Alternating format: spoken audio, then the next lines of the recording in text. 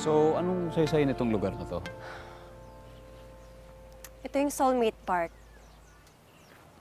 May paniniwala kasi yung mga taga rito na kapag sinulat mo yung pangalan mo, nag-wish ka na makita yung soulmate mo, magkakatotoo daw.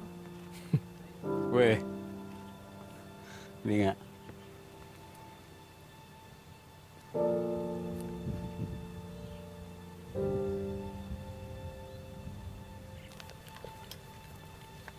Sino yan? Kilala mo? Siya nagdala sa akin rito. Nagkatotoo daw ang wish niya nung makilala niya ako. Second anniversary dapat namin ngayon, kaya nagplano kaming mag-out of town.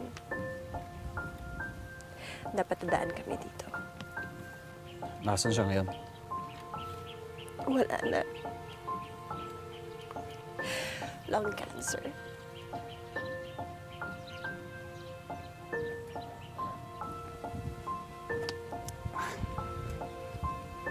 Sorry about that. Bago siya namatay, ang hiling niya lang sa akin. Pumunta ako rito. Tapos mag-wish ako. Para kahit wala na siya, makilala ko naman daw ang lalaking mag-aalaga sa akin.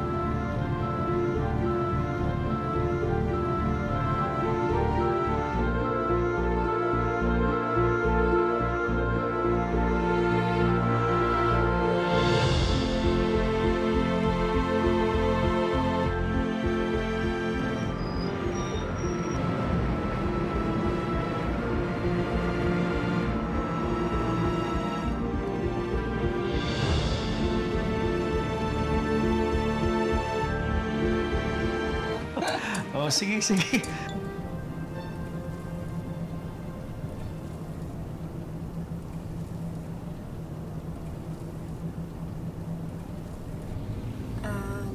Mamaya, ibibigay ko sa'yo yung number ko, ha? Tapos text mo na lang ako pag may bagong phone ka na. Sige. Kuya, dyan na lang tayo sa susunod na gate. Sige pa, doon pa tayo.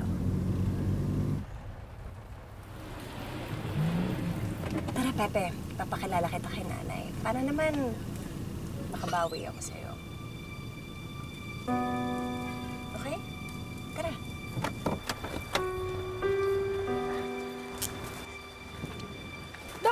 Doc Sari!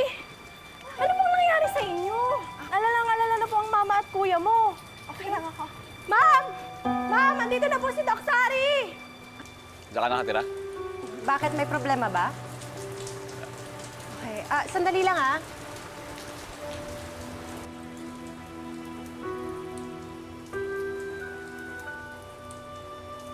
Hinahanap ka? Wala. May hinatid lang. Sige.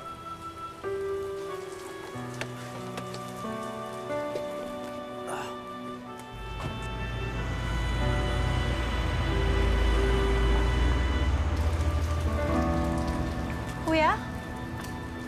Sorry. Anong nangyari sa'yo? Asan si Pepe? Ha? Sino? The guy. Yun nandito kanina. He left. Halika na.